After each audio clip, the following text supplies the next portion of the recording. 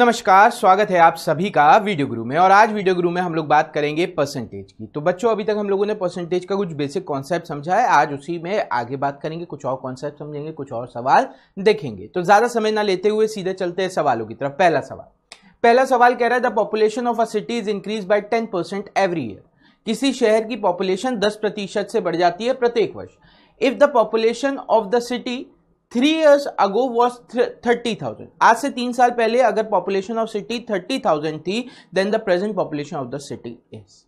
वर्तमान में सिटी की पॉपुलेशन क्या है? अब देखो, इसकी दो अप्रोचेस। पहली अप्रोच हम लोग क्या कर सकते हैं, यहां पर नेट परसेंट चेंज फॉर्मूला लगा सकते हैं। नेट परसेंट चेंज यानी पहले आपने कहा 10 + 10 + 10 × 10, 2 बार इंक्रीमेंट आया तो ये आपका आ गया 21। फिर आपने कहा 21 का भी 10 के साथ एक और बार चलाओ, क्योंकि 3 साल बढ़ रहा है।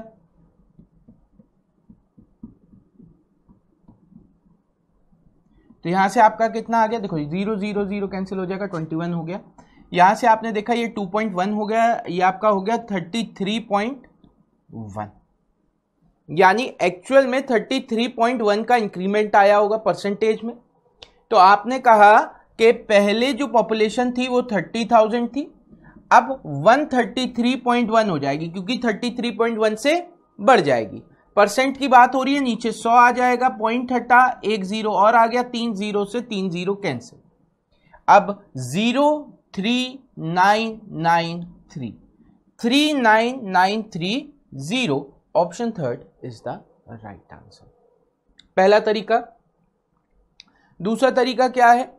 आप कहेंगे 10% का मतलब होता है 1/10। 10% का मतलब होता है 1/10, यानी पहले पॉपुलेशन 10 थी, 1 से बढ़ गई, यानी कितनी हो गई? 11 हो गई, है ना। तो 11/10 और 3 साल के लिए हो रहा है, तो इसका क्यूब कर दो। तो आप कहेंगे 1331/1000 और 30,000 से मल्टीप्लाई कर देंगे। वही बात आ गई। आंसर आपका अगेन वही हो जाएगा 39930। ठीक है। अब इसका फायदा क्या है कि सिंगल एक स्टेप में आपने जो इंक्रीमेंट है वो निकाल लिया, 2 स्टेप की जरूरत नहीं पड़ी, बाकी कैलकुलेशन सेम वैसी है। चलिए बढ़ते हैं अगले सवाल की तरफ। देखते हैं अगला सवाल क्या है आप सभी के लिए। अगला सवाल कह रहा है the population of a city is increase bye 5% every year. एक शहर है जिसकी जनसंख्या प्रत्येक वर्ष 5% से बढ़ जाती है। If the present population of the city is 441,000, यानी 4,41,000 है, यानी 4,41,000 है, then find the population of the city 2 years ago। 2 years ago यानी 2 वर्ष पहले की जनसंख्या ज्ञात करनी है। प्रेजेंट पता है, 2 वर्ष पहले की जनसंख्या ज्ञात करनी है। अगर प्रेजेंट पता है, अगर मैं 5% का अगर बेसिक अप्रोच के साथ जाता हूं तो इंक्रीज बाय 5, तो क्या हो जाएगा? 5 + 5 + 5 × 5 अपॉन 100, यही कॉन्सेप्ट हो जाएगा। यह आपका आ जाएगा 10.25। तो आपकी जो वैल्यू आ रही है 441,000, यानी 4,41,000, वो 110.25 के बराबर होनी चाहिए। 110.25 के बराबर होनी चाहिए।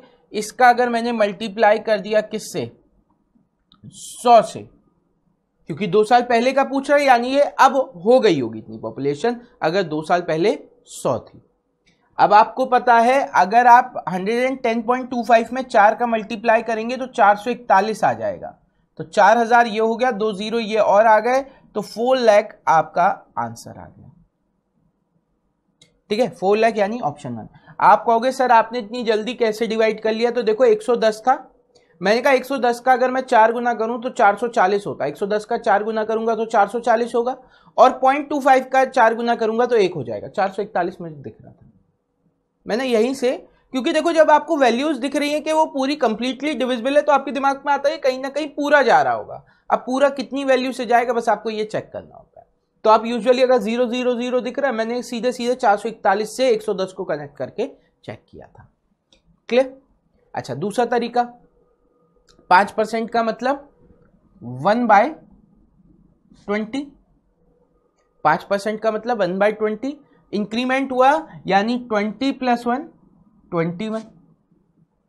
20 + 1 21 और अपॉन 20 स्क्वायर कर दिया, यानी 2 साल बाद 441 हो जानी चाहिए थी। अगर अभी 400 है, 400 थी मतलब अभी अगर 441 है तो 2 साल पहले 400 होनी चाहिए थी।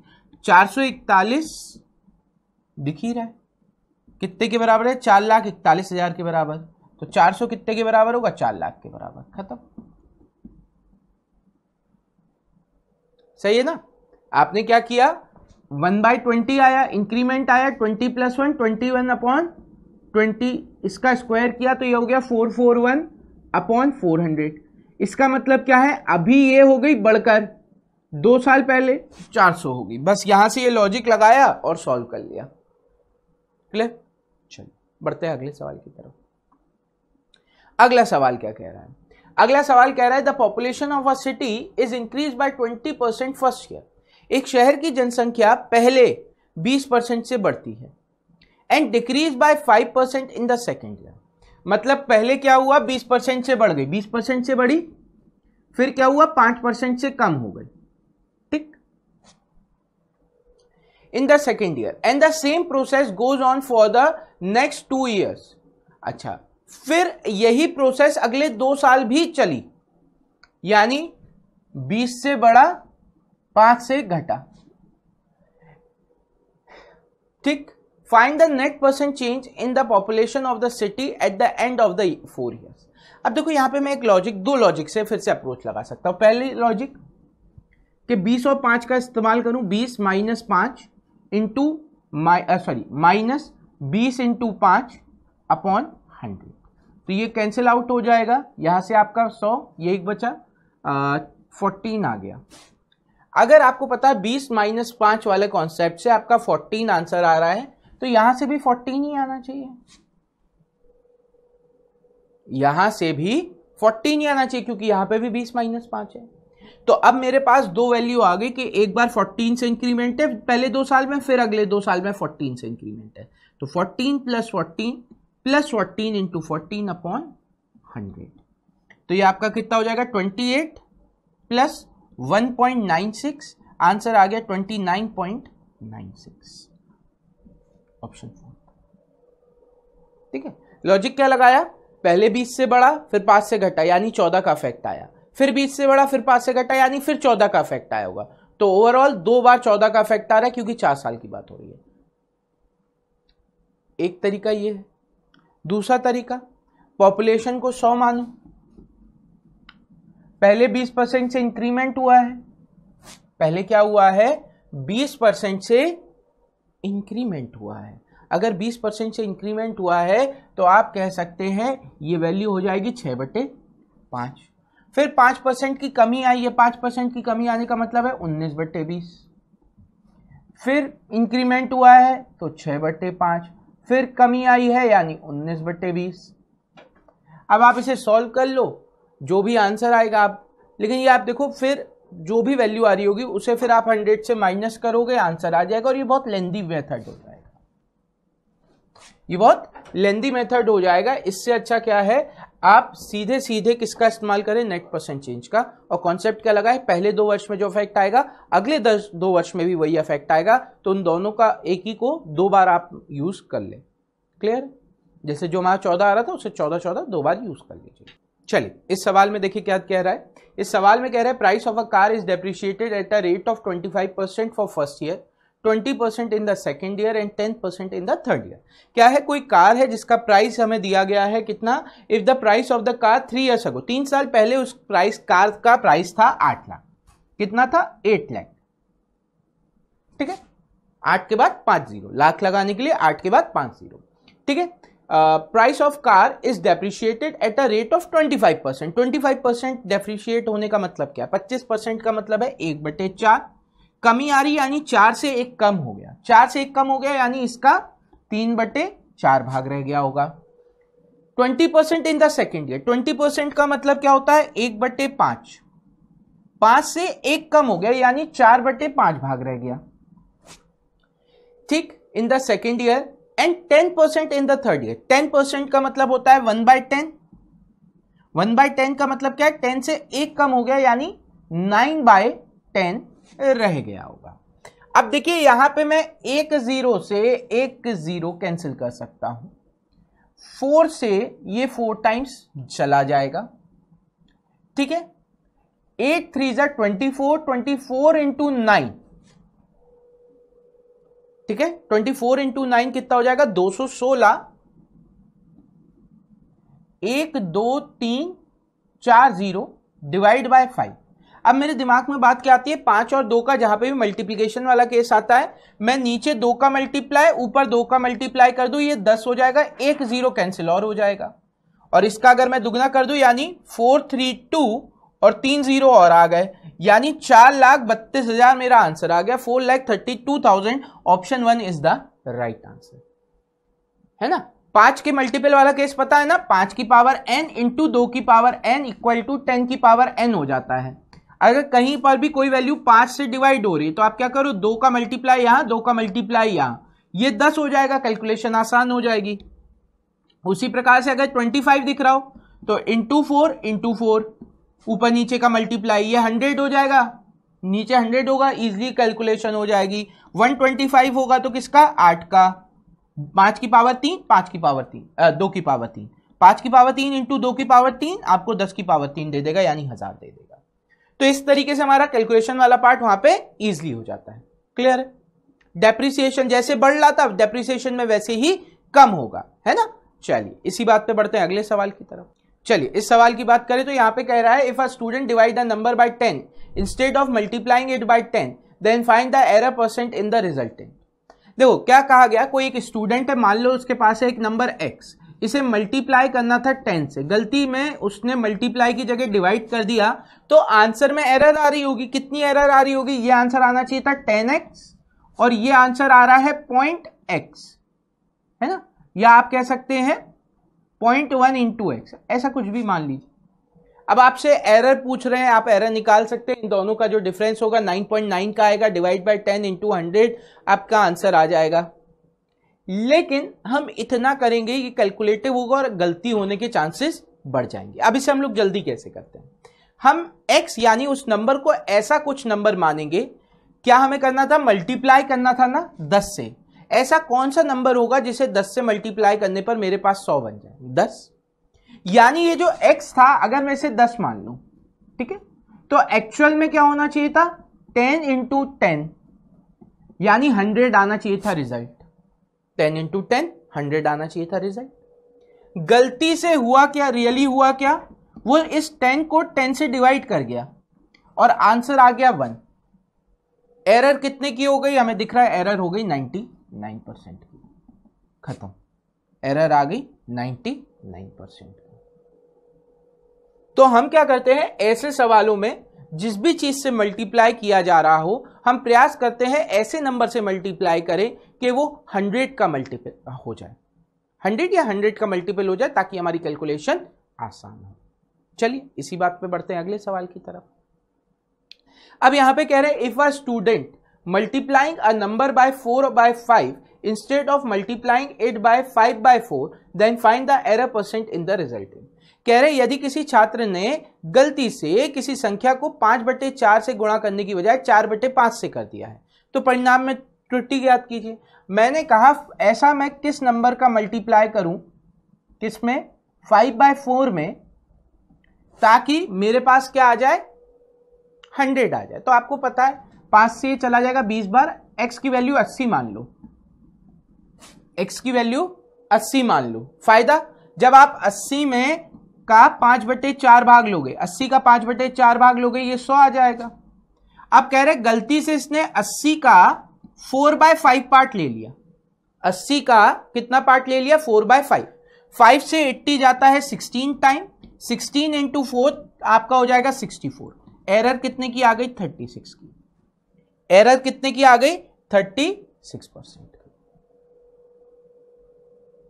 ठीक है, तो हमने क्या किया, ये तो मैंने आपको ड्राइव करके बताया, वरना 5/4 आप देख के बता सकते हो। आपको नया वाला देखो क्या करना था, 5/4 है, आपको ऊपर वाली संख्या को 100 बनाना है, क्योंकि 5/4 करने पर इसका मतलब क्या है, पहले संख्या 4 थी, अब बढ़कर 5 हो गई, तो 5/4 करना है इंटू 20 इंटू 20, यानी ऊपर बड़ी वाली संख्या 100, 80, यानी पहले संख्या 80 थी, अब 100 हो गई 5/4 मल्टीप्लाई करने पर। तो आप सिंपली 80 संख्या ले सकते थे, देख कर। क्लियर है?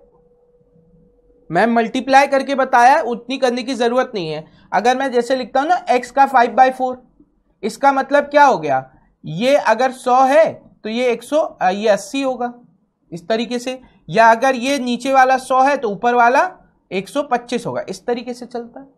हमें ऊपर वाले को 100 बना था, नीचे वाले को 80 मान लीजिए, इजिली सॉल्व हो जाएगा। सही, चलो इसी बात पे बढ़ते हैं अगले सवाल की। अगला सवाल क्या कह रहा है? अगला सवाल कह रहा है if numerator of a fraction, कोई एक संख्या है, फ्रैक्शन है, भिन्न है, उसका जो न्यूमरेटर है वो डिक्रीज कर दिया गया है 30% से। अब हमें नहीं पता फ्रैक्शन क्या है, हमने माना फ्रैक्शन यानी भिन्न जो है वो x/y था, फ्रैक्शन जो है वो x/y था। न्यूमरेटर यानी अंश, ऊपर वाला भाग, इसे क्या किया गया है 30% से कम कर दिया गया है। अब इसे 30% से कम किया जा रहा है, यानी ये इसका 70% रह गया।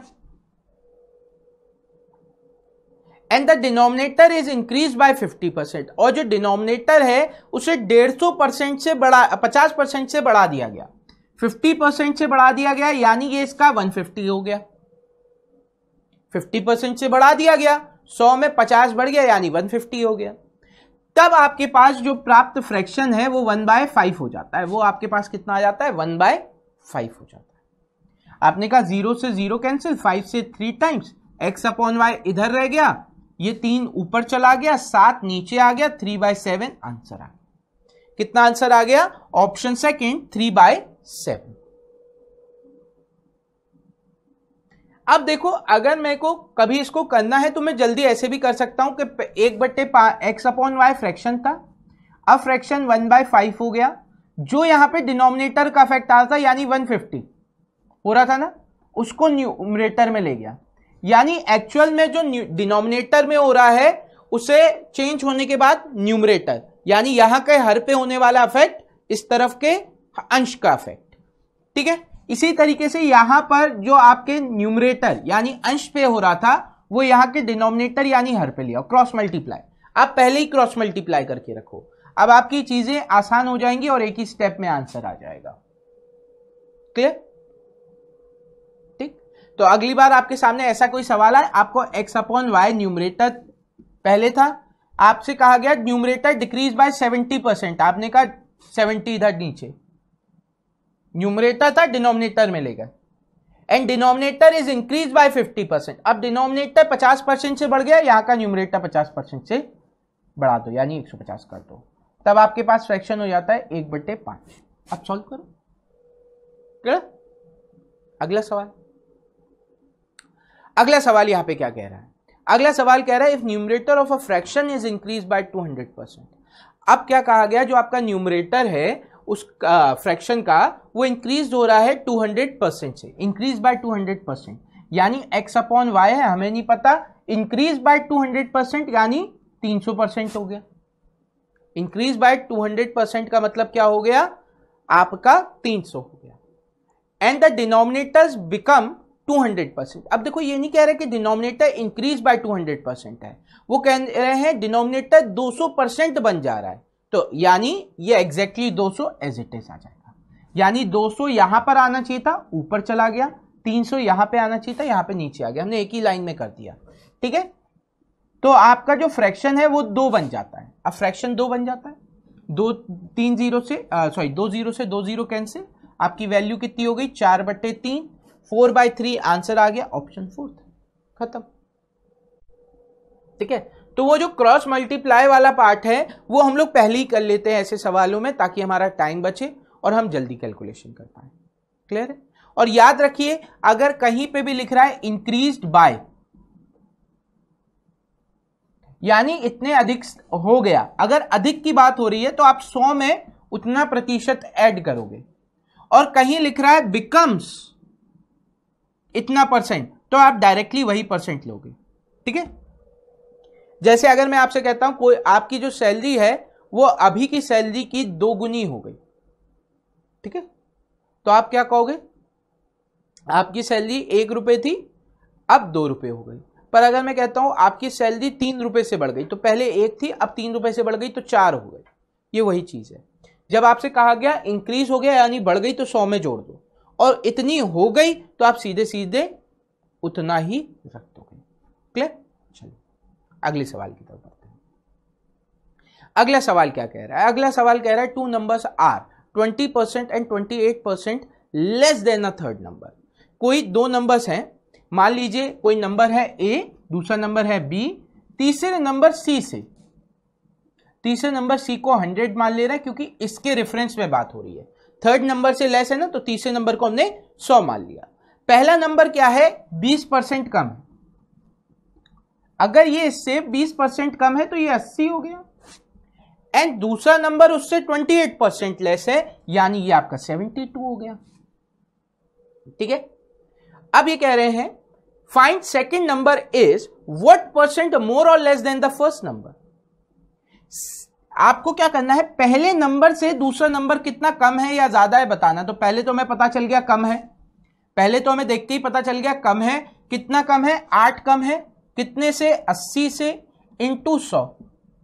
1 0 से 1 0 कैंसिल, 8 से 8 कैंसिल, 10 बचा, यानी 10% लेस हो गया। 10% लेस हो गया यानी आंसर आ गया ऑप्शन 4। आंसर क्या आ गया? ऑप्शन 4। ठीक, अब इतने सवाल को हम बहुत आसानी से भी कर सकते हैं। ध्यान से देखिए, यहां पे हमसे क्या कहा जा रहा है? इन दोनों के बीच की बात हो रही है, इन दोनों के बीच की बात हो रही है। अब देखो ये कम है यानी ये पहले 20 कम हुआ होगा, ये 28 कम हुआ होगा, यानी इन दोनों के बीच का जो डिफरेंस आ रहा होगा वो 8 आ रहा होगा। ये 20 है, ये 28 है, इन दोनों के बीच का डिफरेंस क्या है? 28, 8। अब आपको एक बात कंफर्म हो गई कि इनके बीच का डिफरेंस 8 है। किसके रेफरेंस में बताना है? पहली संख्या के रेफरेंस में बताना है। पहली संख्या के रेफरेंस में बताना है यानी 100 में से 20 कम कर दो, 80। ठीक, अब 10% आ गया। आप कहोगे सर अब लेस है कि मोर? देखो ये बताओ, अगर इससे आपके पास किसी के पास 100 रुपए है, उसने इसे अपने 100 से 20 कम दिया, इसे 28 कम दिया, तो किसके पास कम है? इसके पास कम है। इसके पास इससे पैसा कम है तो नॉर्मल सी बात है लेस हो रहा होगा, 10% लेस। तो हमें क्या होगा? ये किसी को 100 मानकर और ये लिखना नहीं पड़ेगा ए इतना है, बी इतना है, सी इतना है। हम डायरेक्टली दिमाग में लगा सकते हैं, अगर ये 20% कम हुआ, ये 28% कम हुआ, यानी दूसरी वाली संख्या क्या हो रही है? कम हो रही है। किससे कम हो रही है? पहली वाली संख्या से। और कितनी कम हो रही है? 8 कम हो रही है। 8 कम हो रही है, और अब पहली संख्या से हमें कंपेयर करना था। पहली संख्या 20 कम है यानी 80 होगी, 8/80, और आप सॉल्व कर लोगे, आंसर 10% आ जाएगा। अगला सवाल, अगला सवाल कह रहे हैं 2 numbers are 20% and 32% more than a third number. दो संख्याएं 20% और 32% क्या है? अधिक है तीसरी संख्या से। Find second number is what percent more or less than the first number. फिर से हमें सेकेंड नंबर बताना है।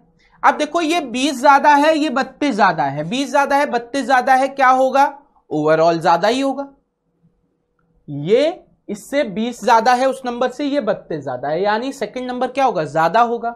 ज्यादा होगा तो लेस वाले ऑप्शन खत्म, ज्यादा होगा तो लेस वाले ऑप्शन खत्म। कितना ज्यादा है? 20 और 32, 12 ज्यादा है। ये उससे 20 ज्यादा था, ये 32 ज्यादा है, यानी ये इससे कितना ज्यादा है? 12 ज्यादा है। कंपेयर किससे करना था? पहले वाले से। पहले वाला 20% ज्यादा है यानी 120 होगा, इंटू 100। फिर से 1 0 से 1 0 कैंसिल, 12 से 12 कैंसिल, 10% आंसर आ गया, 10% मोर। क्लियर है? बहुत इजीली आप इस तरीके के सवालों को कर सकते हैं, है ना। कुछ किसी को मानना नहीं, आपसे वर्बली जैसा क्वेश्चन कह रहा है उसको फॉलो करे, सॉल्व करे। इसी बात पे बढ़ते हैं अगले सवाल की तरफ। अगला सवाल क्या कह रहा है? अगला सवाल कह रहा है if the income tax is increase bye 19%। अब इनकम टैक्स जो है वो 19% बढ़ाया गया, तो जो इनकम है वो रिड्यूस हो जा रही है 6% से। इनकम क्या हो जा रही है? रिड्यूस हो जा रही है 6% से। Find the rate of income tax. आपको इनकम टैक्स का रेट बताना है। अब देखो इसका अगर मैं इनकम मानूं, फिर टैक्स मानूं, फिर एक्स मानूं, इस तरीके से सॉल्व करूंगा, बहुत लेंथी हो जाएगा, बहुत कंफ्यूजिंग हो जाएगा। इस सवाल की एक सिंपल सी ट्रिक है, आप याद रखो। क्या याद रखो? If the income tax is increase bye 19%, income reduce हो जा रही है 6% से, यानी आपका 19% बढ़ा, इनकम 6 से कम हो गई, टोटल इनकम कितनी हो गई 25। क्या किया आपने, अपनी इनकम जो थी उसमें से ये 6 दिया होगा, है ना, तो 19 + 6 25। तो इनकम टैक्स का रेट ज्ञात करना है, तो ये 6 डिवाइड बाय 25। जो इनकम में कमी आ रही वही तो टैक्स के तौर पे दिया है आपने, तो जो इनकम पे कमी आ रही वही टैक्स के तौर पर दिया है, तो 6/25 करा इंटू 100। 25 से ये आपका चला जाएगा 4 बार, 6 × 4 24% आंसर खत्म। इस तरीके का सवाल जब भी आपके सामने आए आप आंख बंद करके ये कंडीशन लगा दीजिए, 19 + 6 25, ऊपर ये जितना है इंटू 100, खत्म, 24% आंसर। ऐसा करने पर आप देखेंगे आपका कितना भी टफ सवाल आ रहा हो, ऐसा आप बहुत आसानी से कर सकते हैं। चलिए बढ़ते हैं अगले सवाल की तरफ। अगला सवाल क्या कह रहा है, if the income tax is increase by 17%, income tax को 17% से बढ़ाया गया, then net income is reduce by 3%, जो नेट इनकम है वो 3% से कम हो गई। अभी लॉजिक क्या बताया, सीधे इन दोनों को ऐड कर लो, 3 का इंक्रीमेंट है, कितने पर, इनकम हो गई 20, 3/20 इंटू 100, 3/20 इंटू 100, 20 से ये चला गया 5 टाइम्स, 5 3 = 15, 15% आंसर आ गया। Option second 15% is the right answer. चलिए, तो अब आपके सामने इस तरीके के सवाल आएंगे तो आप बड़ी आसानी से सॉल्व कर सकेंगे। तो आज के सेशन में बस इतना ही। उम्मीद करते हैं आज का सेशन आपको पसंद आया होगा। अगर आज का सेशन पसंद आया है तो वीडियो गुरु के बारे में अपने दोस्तों को जरूर बताएं, ठीक है, शेयर करें उनके बारे में, वीडियो गुरु की इंफॉर्मेशन उनके साथ भी। पर अभी के लिए हमको दीजिए इजाजत।